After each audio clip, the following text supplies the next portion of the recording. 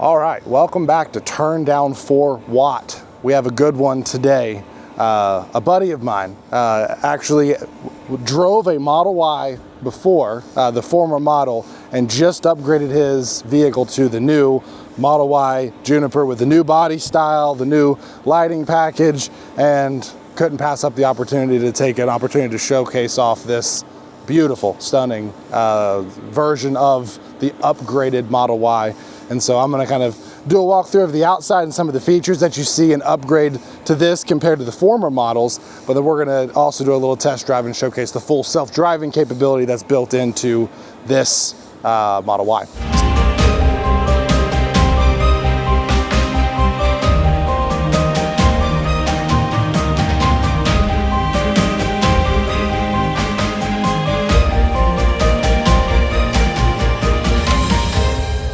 Kind of starting at the front, you can immediately see instantly major difference compared to the former Model Y. First and foremost, Tesla logo is gone, and you get that sleek Cybertruck light bar that's across the front. Such a unique statement look that you didn't see previously, but they really simplified the front and just kept it all along the front light bar. You got your turning signals, but other than that, it's just a very plain and basic front. But when that light bar is on, it's a very statement look. I've been able to see that throughout the and you can kind of see that light bar turn on, but I've been able to see that driving, and it's a very statement look.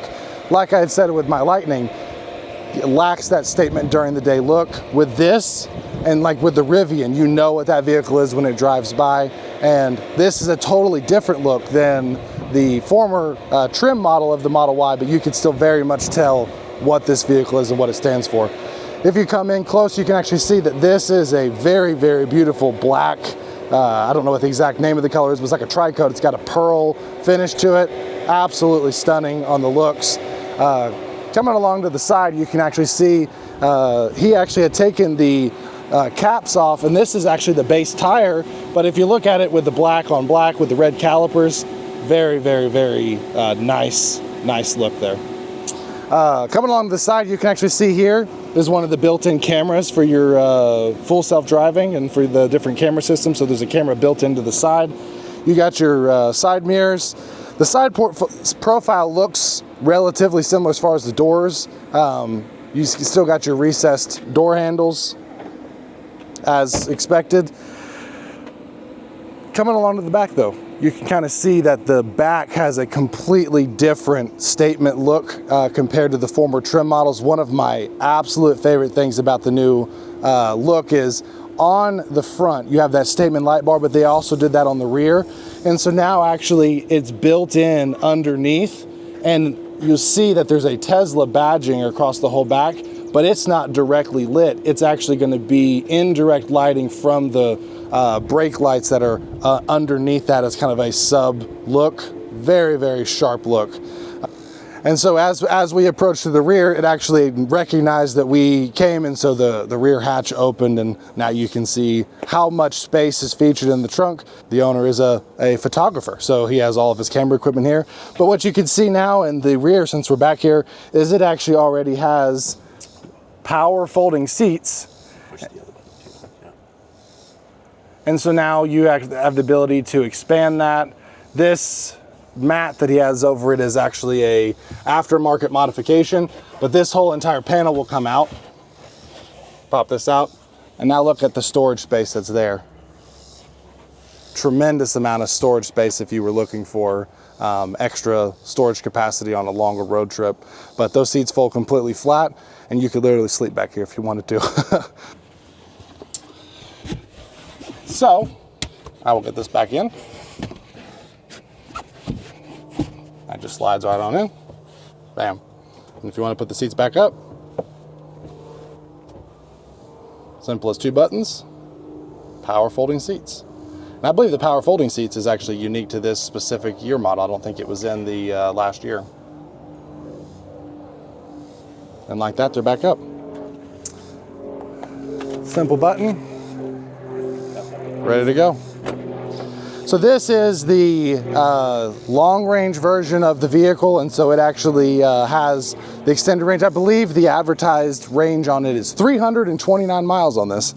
If you look up here, actually, I didn't catch this on the other side, but there's actually a camera built into the pillar here that's hidden as part of your full detecting system. So you have cameras in the pillars, you got cameras here, you got 3 across the front, but this at the front down here, this is actually a brand new camera. This is the 8th camera that was added on, and it actually is assisting in full self-drive. That will actually help you when it comes to approaching speed bumps, railroad tracks. It's a low mounted camera and helps with the visibility on the low end. But as I was stating, this is the exact same model being used in the robo-taxi, the cybercab, whatever you want to call it. And so this in and of itself has all the same technological features on the outside as the other model would have. The only difference with the cyber taxi is on the inside, some additional cameras for safety and security for the passengers on the inside. Everything else on the outside, this is the same technology. This vehicle is equipped with full self-drive. It's obviously not fully autonomous like you see with the cyber taxi because that's limited to Austin, Texas currently. However, this has the highest version of technology that's offered, which we'll get to take a drive in a second. So we're gonna hop inside, take a look at some of the inside features of this new Model Y and see kind of what the upgrades are there and how this performs compared to the former models of the Model Y. So looking at the inside of the Model Y, we'll start kind of at the door panel, and you can kind of see some of the unique textures and features that were upgraded and added into this Model Y specifically. But in the basics with the door, you actually see that you have a speaker built into the headrest, but then you see here that this is actually the blue ambient lighting built into the doorway. You have your traditional vinyl, you have a suede, this is a different texture here of like a gray fabric, another speaker built in here. You got more of the vinyl around, another speaker down here. I think this vehicle has a 16 speaker system compared to the last model, which was a 14. But overall, just a very, very beautiful door as far as just the overall access and features. This actually has an aftermarket mod with a mount, which we'll talk about in a minute. And this is actually an insert here for the inside door panel, but underneath that is just traditional like carpet lining, and this is just an upgraded vinyl lighting for ease of cleaning. But if you walk in as well, you'll kind of see the Model Y door. It's right there on the sill plate as you introduce into the vehicle. This does have the upgraded floor mats into this vehicle, but kind of looking at the headrest as you kind of get into the vehicle, you can see that they carried in the similar textures where you have the ambient lights along the whole front of the vehicle. You have that same gray lining that aligns in here.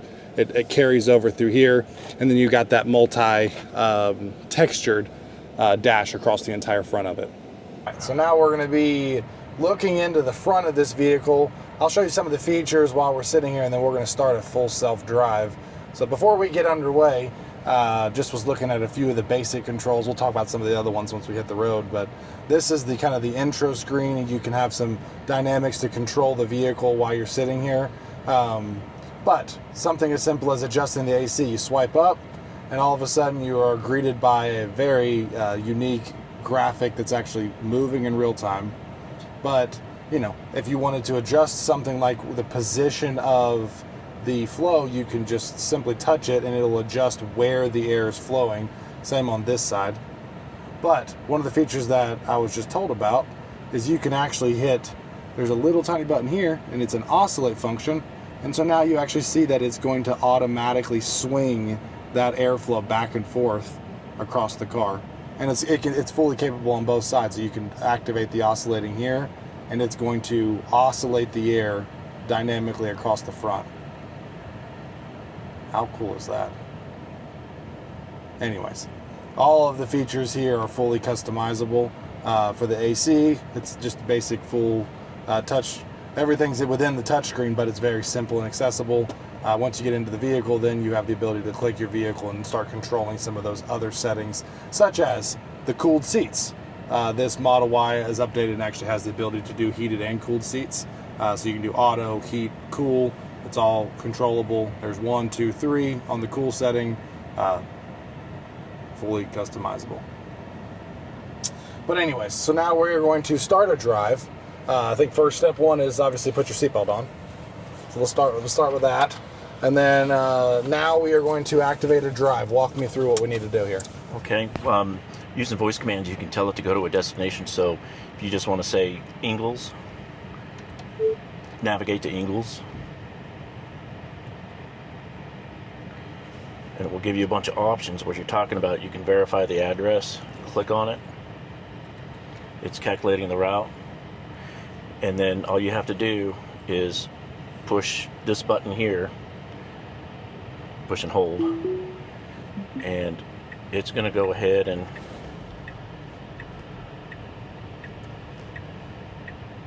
now it might start giving you a warning because you're holding the device. I'll let you hold it. Yeah. Just trying to figure out where it's going. This parking lot, though, doesn't connect through. Will it recognize that error and do a full U-turn? Because I've never encountered the mapping this. system's wrong on this, so it's actually going to turn us around in this parking lot. So Google Maps led the vehicle astray, but the vehicle's correcting itself. It's going to want to turn left. Will it adjust? It's going to turn right. So that was Google Maps' fault. Is this Google Maps? Yeah, it is. Yeah. Google Maps. Yeah. So Google Maps led it astray. It's wanting it to turn left up here, and you can't do that either. The car is actually picking it up. That's wild. I'm not touching anything. I've never used full self-drive before, so this is an experience.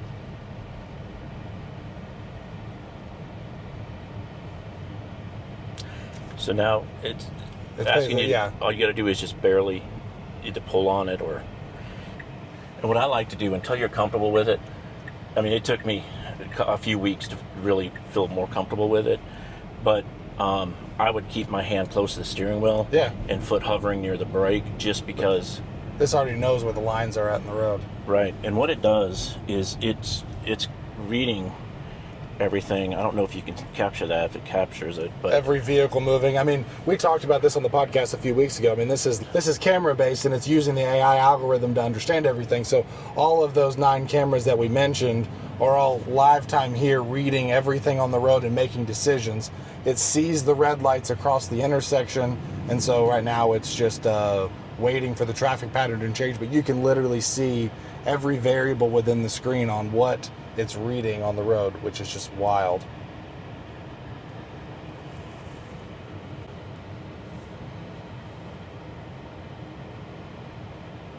Full self-drive is crazy. it is. It's truly amazing. And so you did the vehicle. You are opting into a monthly subscription of full self-drive, and that is, you said, about $100 a month. It's $100 before tax, so it's about $108 after tax. And for me, it makes the most sense whether instead of paying $7,500 to buy it straight out, because then you're not increasing the price of your car, you're increasing the functionality, but it may not transfer when you sell the car, so Yeah. the value may not be there when you try to sell. But every once in a while, Tesla will have incentives where you can actually transfer. When you upgrade, you can transfer your full self-driving, which obviously is important to a lot of people. I mean, obviously, the vehicles that I've reviewed to date have been the Chevy and GM products and Cadillac that have the Super Cruise, and we have the the Lightning and has the Blue Cruise and the Mach-E. But the Tesla with full self-drive, I mean, we're on a back road here, and this is navigating so comfortably between the lines of a back road.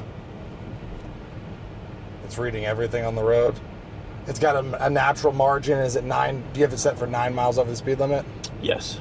Or 10, I guess. I think so. I can't remember. But you can adjust that too, just by the scroll wheel. So you can tell it that you only want to go up. It's saying 25 through here. I don't think that's correct. I think it's. It like knows 4. better because it's driving faster. So, but then it will slow down when it starts to identify that a curve coming up, you're going too fast. It'll slow down. Yeah. And then, it does a great job of trying to. This version of the software does a great job of making things seem more natural. When my 21 with the older software, when I would have full self-drive, it was like teaching a teenager how to drive, because it was a little jerky, and you were just like, oh, are you going to do it? And then it did it, but it wasn't as fluid and natural as you would want and expect for something you're paying for. But, you know, there's no technology out there that is this advanced for the self-driving capabilities because of the limitations for the LiDAR. Because this is using the camera and AI, it's understanding what the road is doing in front of you and making determinations around that.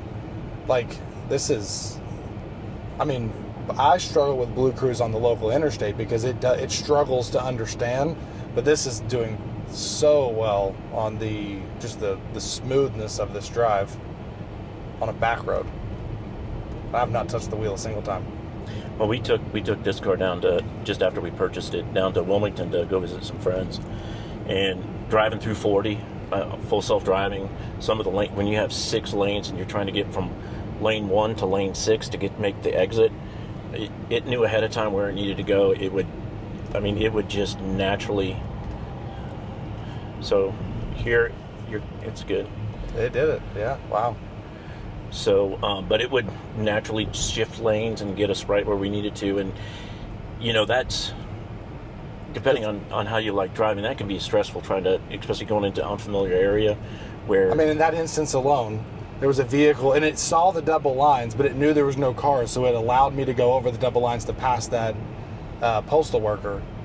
But, I mean, a regular camera system would not have done that. This is wild. It's one thing to be in the passenger seat and actually experience full self-driving. It's different when you're in the driver's seat and you get a sense for everything it is actually doing. Yeah, I love my Blue Cruise on the interstate trips. Like, it's revolutionary. But this, it's 2.0.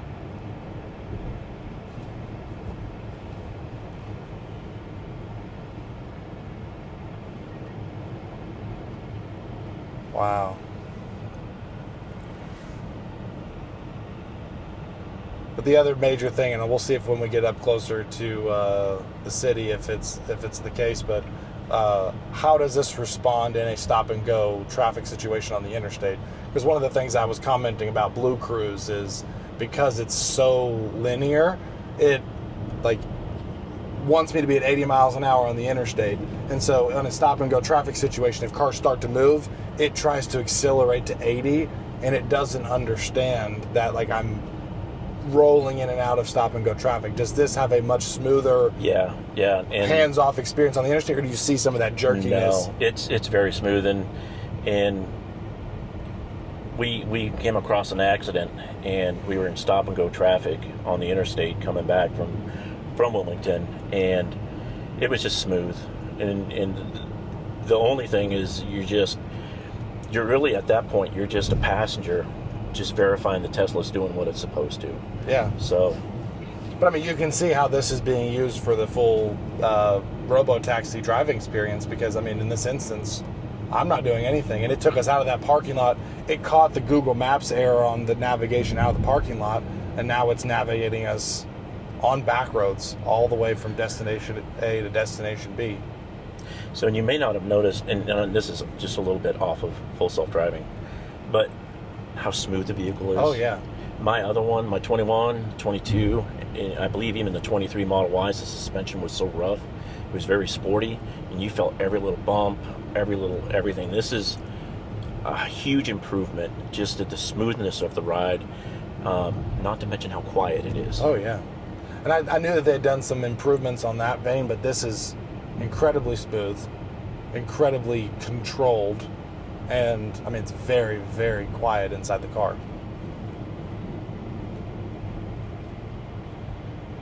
Well, this is just keeping us at a steady. We're coming up to a red light. It sees the split in the lane. Man, that's crazy.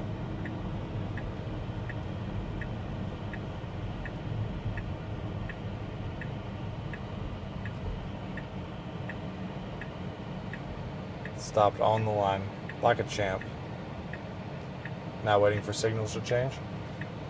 The one thing that I think for me, when I come up to a stop sign, this will come to a complete stop, wait at least a second before it starts to go. I'm so used to it. It's not like a California roll, but I will give it some gas or press on the accelerator just because I don't need it to come to a complete stop, especially if I can see way down the road. So it's more of a stop and go or a rolling stop, but you have to use the accelerator for that. I don't know if that's... Will it add it to your drive experience, or do you have to take control of the car while you do that? No, you just push on the accelerator. Anytime you want to speed up, you just push the accelerator. you just push it, and it still remains in full self-driving.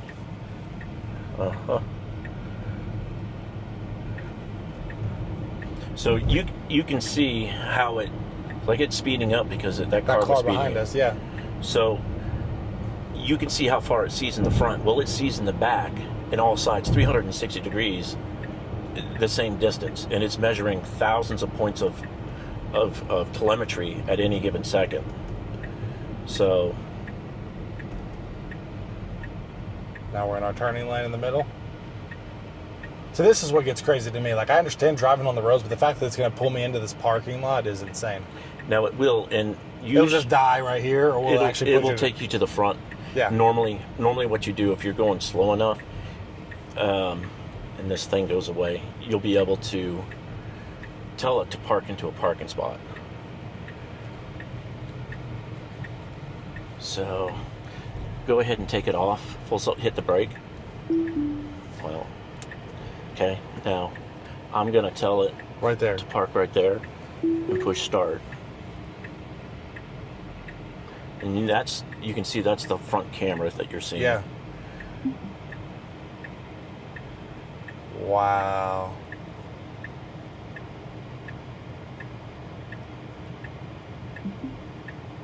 It wants one more go. There's the ultimate parking assist right there. It's showing you every camera angle and putting you perfectly in the lines. And parallel parking, a thing of the past to worry about, is amazing. So how about that? And it just says, I'm done.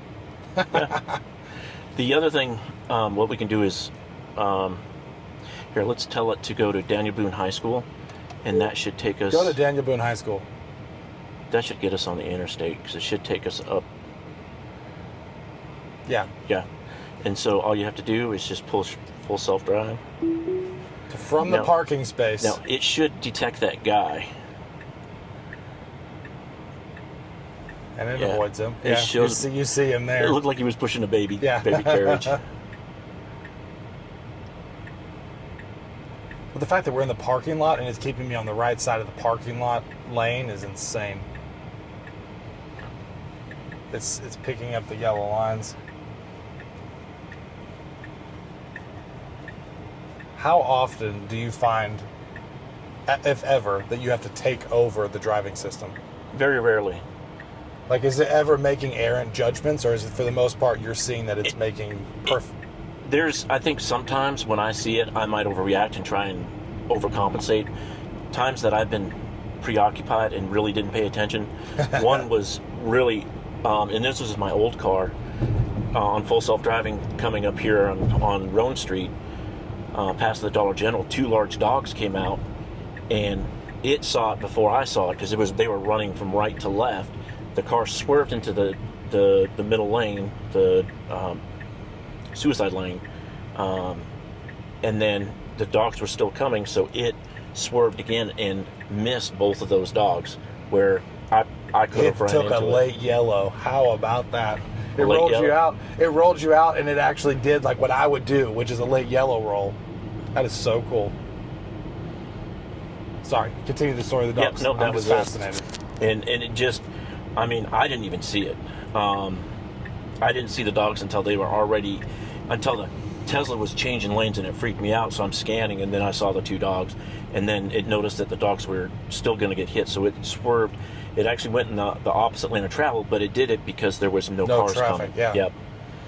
And then it did that. I was going to Elizabethton Highway one morning, going to Mountain City for a job, and I saw a deer go across the road, and I was in full self-driving, and it was going to a pack on the right-hand side of the road. So I was watching all of them, didn't notice there was a straggler.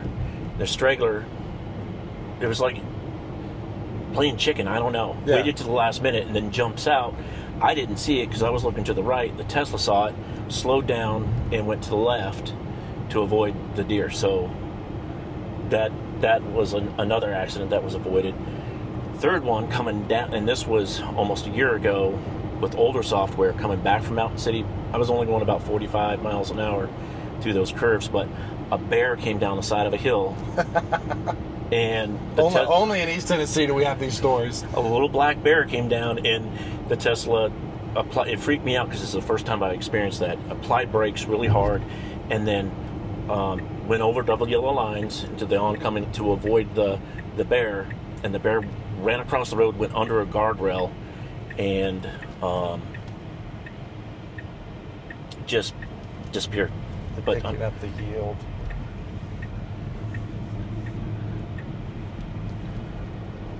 Wow. Now, one thing you can do, you'll notice it's in hurry mode. Yeah. This scroll wheel here, if you flick it to the right or left, it'll go from hurry to standard and then chill.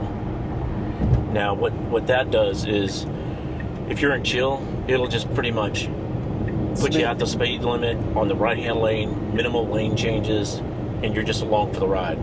Standard is, it will see cars, will change lanes, pass those cars if they're going slower than you. Hurry is pretty much for me, it's my standard commute. I'm going a little faster than the flow of traffic, and it'll come. It likes to park on the left-hand lane just because it's anticipating passing. But any time you want to change lanes, you can hit the blinker button, and it will just change it for you. It'll just change, yeah. That's what Super Cruise and Blue Cruise has, is that, but it's only on the interstates. But I mean, this is like very dynamic. In complete control. Now, if you go back to hurry, what is the setting on hurry? It still stays at 75 max. Yeah. So it reads it at 10 over and just has a comfortable max there.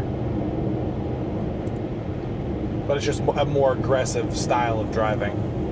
So now we're going to be driving into a little bit of rain, looks like. Well, it's sprinkling.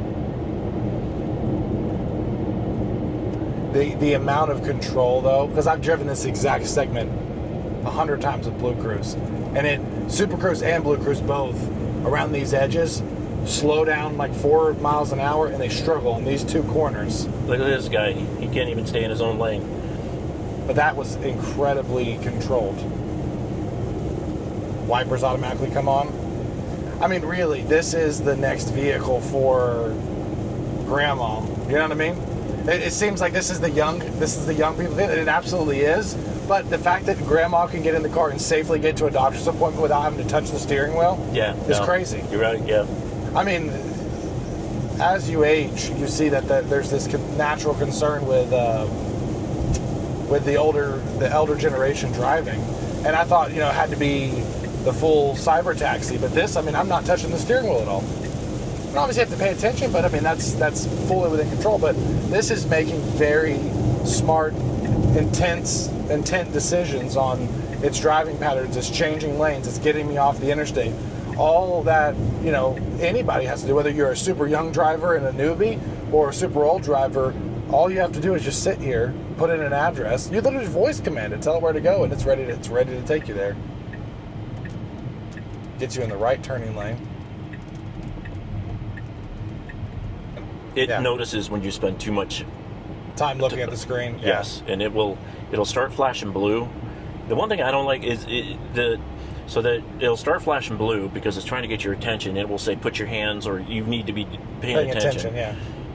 And that's the nag system. Well, when you you could use the accelerator right now to speed up, and it will start flashing the same color blue. And there's no difference between the nagging for the steering wheel or the nagging for the speed, but it's basically the speed is that autopilot will not brake if you have your foot on the accelerator. So it's warning you, let up off the accelerator for it to take control. And I just wish that they would have two different colors, because as soon as I see it flashing blue, I'm thinking it's the nag for the steering wheel, and I'll sit there and mess with it, and nothing happens, and then I notice it says, vehicle will not brake, or it will not brake autonomously. So if I voice command it in the middle of a route, will it automatically change the full self-drive? Yeah, you can tell it go someplace. You can say add stop and tell it where you want to go. It into the road. It doesn't like me looking away, but it took back over when I looked. Just say add Take me to power up America. Now you have to hit that icon. So now it's going to reroute us. So it's stopping short of, and it's already figured out the easiest way to get there. According to Google Maps. Yeah. So this is just an instant change mid-route. You can tell it on a road trip, take me to the nearest Starbucks, and it's going to find the nearest one to take you to and spit you off that route. Yep. This is wild. So one thing of note is you've got the screen. You have these icons that you can change the map settings, and I have mine set to a dark mode, so that way it's easier for me to read and it's not as bright. But you can switch that to satellite view. The icons will go away. You just tap the screen again, and you can click this button, and it will show you where all the superchargers are, the closest ones that you can go to. And then something they added recently within the last few months is live radar, and you can do that at your current location, or say if you're driving to Cincinnati, you can ask it to show local radar in that area, so that way you know what it will be when you get to that destination, or anticipate it to be. But anyway, that's so unique.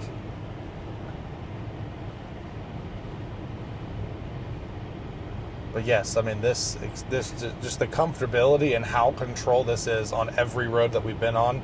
And when it says pay attention and it shows the hands on the steering wheel, all it wants you to do is look back at the road again. And I don't have to touch the wheel, and it takes back over. So you get, if you don't do it fast enough, and usually they give you like 20 seconds. I think it's 20 seconds, maybe 30. But if you don't do it fast enough, it'll give you a red strike. Now that's one red strike. That will lock you out of driving, or if you go a certain speed over the speed limit that is set. So if you're passing somebody at 90 miles an hour on FSD by giving an accelerator boost, it will lock you out of full self-driving for the remainder of that trip. So what you have to do is you have to pull over, cancel navigation, get out of the car, get back in the car, and that would start a new trip. So it actually gives you a strike for driving too fast. That or not paying attention. Wow. And it's a slap on the hand. So, no, it's three lockouts. Yeah, I've had a couple lockouts, but I've never had.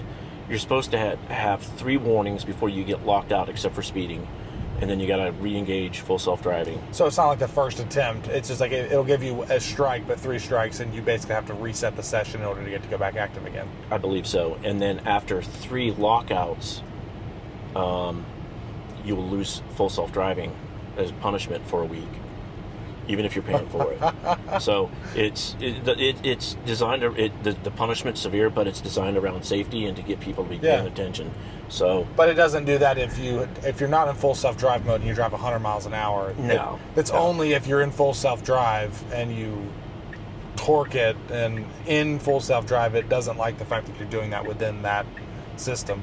Because also, if you get in a wreck in full self-drive, then that probably dings the full self-drive's safety record. Yeah, which I just saw a thing because there's a huge competition going on between Waymo and Tesla. Yeah, and they're saying that Tesla, and they're I don't know how far back the data goes, but Tesla's only like 0.29% in a million to get into a wreck versus Waymo, which is close to 5. I think it was 4 or 5, and then average people is way up there. Yeah. Is this the right parking lot? It is. It is. So how often are you actually in control of your driver? Are you using full self-drive all the time? Most of the time, I might have 4 or 5 jobs, and it's linked to my calendar. So I get in the car. Tesla already knows where I want to go because my schedule's on there, and I just tell it to go. It goes to my first destination. I go to the next destination, and I only really touch the accelerator if I feel like I need to go faster. And what we could do is, I don't know. Well, it just ended it, but. But if you wanted to now find a nearby parking spot, how would you do that? Now that the trip's ended, you'd have to put it into drive. So you put it into drive, so brake. Yeah, and then once you let off, you can go ahead and drive now because it knows it. So I'm just in regular drive mode. Yeah. But you have to wait for it to sense a parking space. Yes, so it will show up on here as a blue parking spot, and you just click on it, and you have to be going a certain mile per hour. Yeah, it's not picking those up, and it might be in trip. There we go. There. So if I select that, Yep. it's just gonna pull it in right there. Just trying to figure out. It says there's some big lightning blocking half the parking lot. Some big old truck.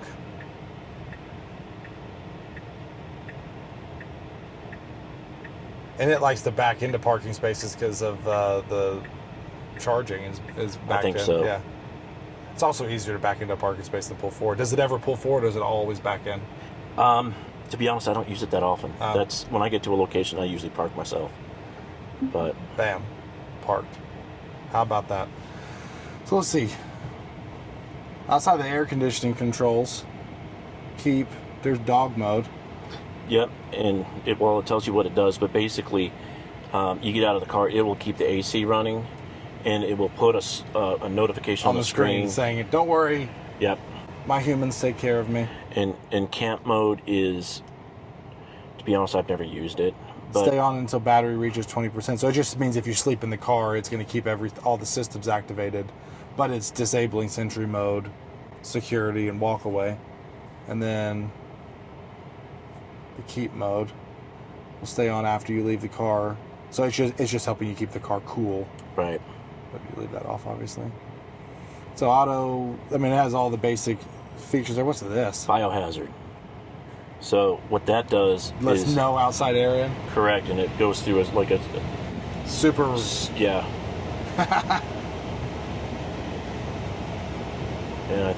Yeah. So like if you're driving into a nuclear situation, you are protected in this car. Or like a severe dust storm or something like that. That makes sense. But it's like a super purification of the air. Right. Wow. And it just recycles the interior air. It doesn't pull any outside air. So obviously within the settings, I've never really messed within the settings of this, but you can mess with the acceleration, whether you want to chill or standard. Why do they not have aggressive? I don't know. That's lame. It needs to have aggressive setting. The deceleration, I prefer stronger one pedal drive, so I'm guessing that's what that is. Steering wheel, so you can actually change the steering wheel weight. The auto shift out of park. Charging, you can set your natural charge limit. Autopilot, that's where you have the full self-driving activated from park.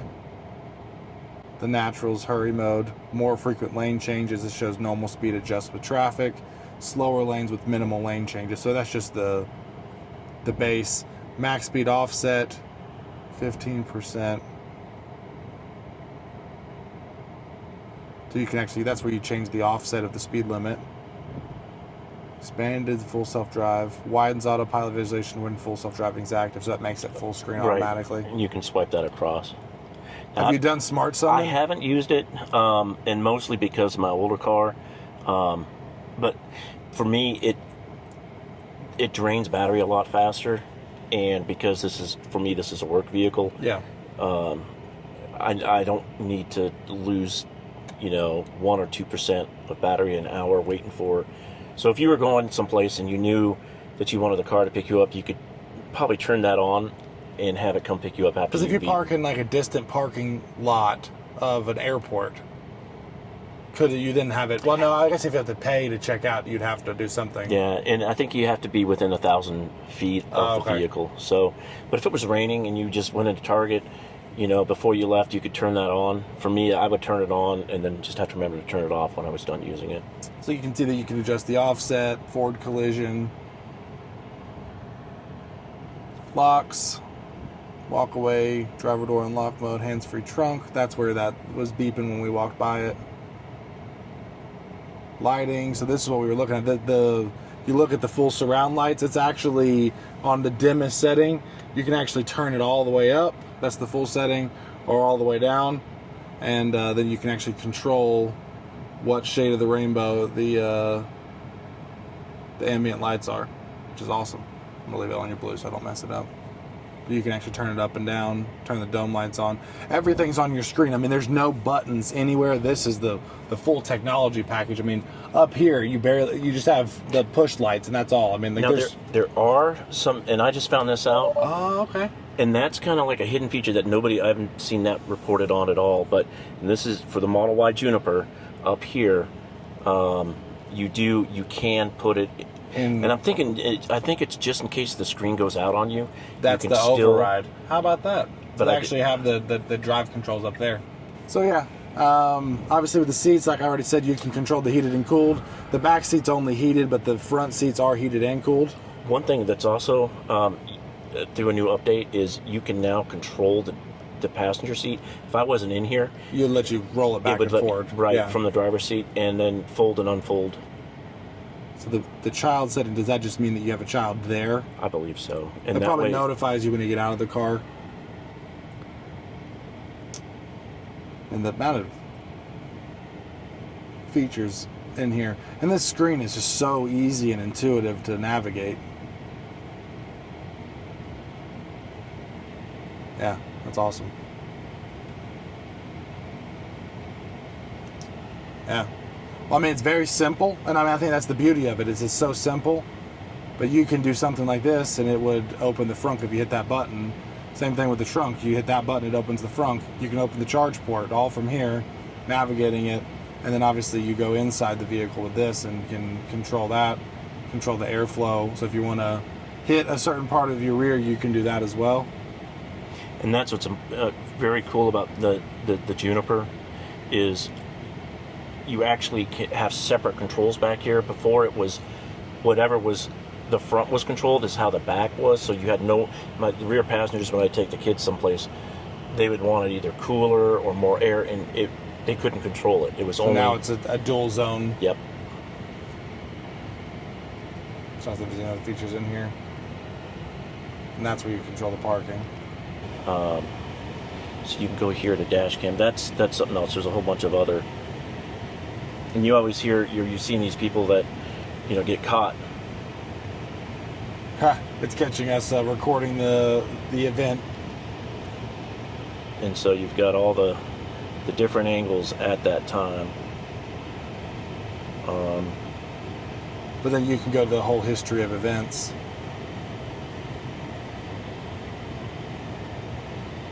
Wow. So like every event that's nearby with that Sentry mode is going to be recorded. If there's a road event, like a sudden stop braking, does it catch all of those? And you can have it set to trigger on honk. I'm looking. I think I got one somewhere.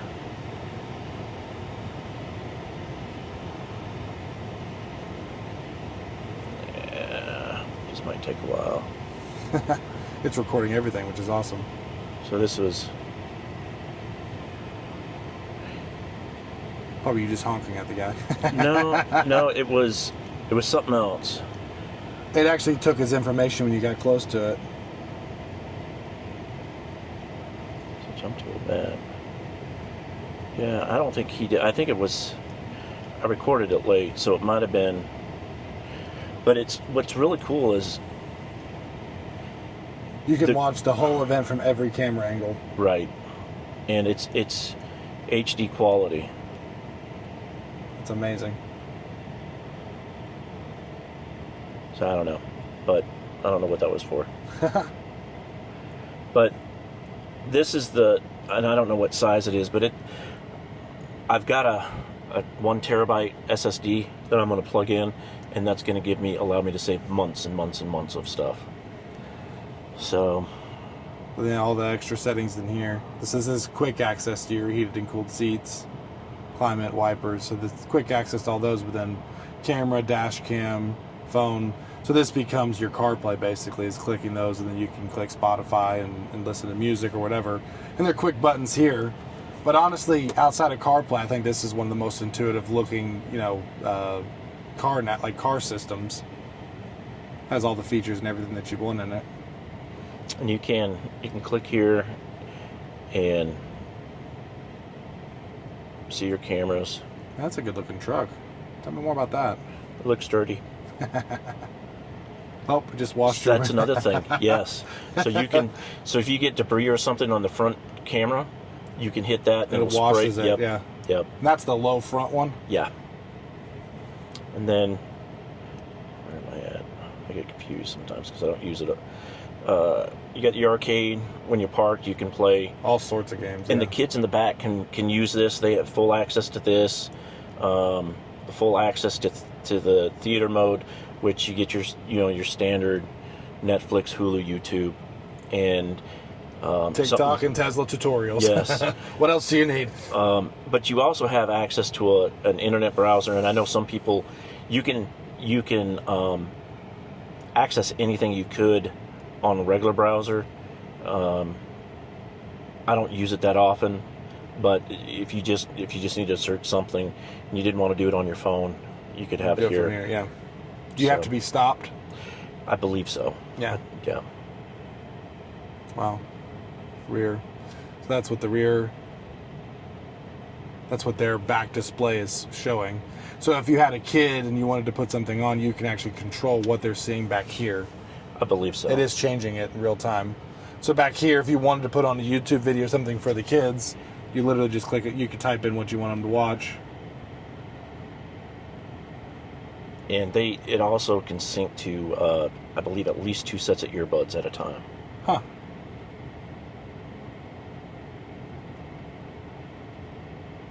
Turn down for what? I gotta subscribe to that channel. I gotta sign in.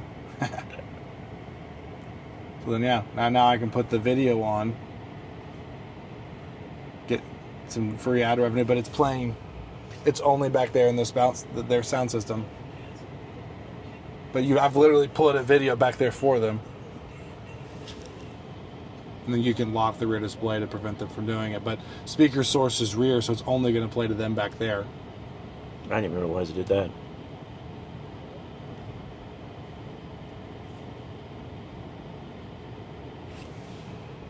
That's crazy. But That's how would you cool. turn the volume up? Let's see. Scroll up on that. But that's just their speakers. So yeah, the inside of this vehicle is overall incredibly intuitive.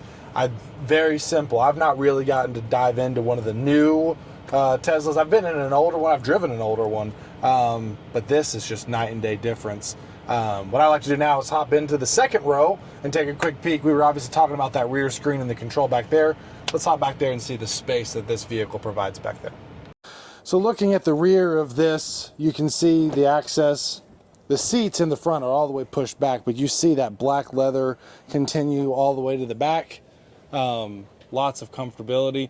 You can see, we didn't kind of talk about it before, but it actually has the front to back glass that you would expect, but that natural, it does not close, but it has that natural tint to it where you won't see any major like light inconvenience in the middle of a day.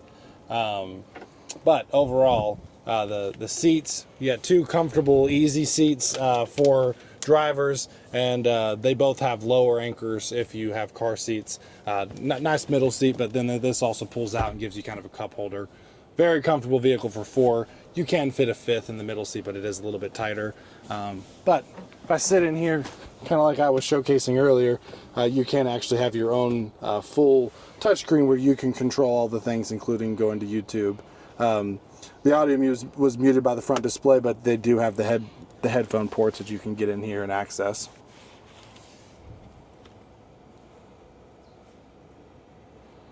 Swipe down. So you can control your own air back here, and it is fully dynamic air control.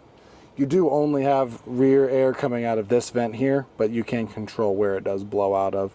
There is no other air in the headrest or anything, but you do see that that ambient light comes back around on the door, and the rear door panel is actually relatively similar to the front door as well.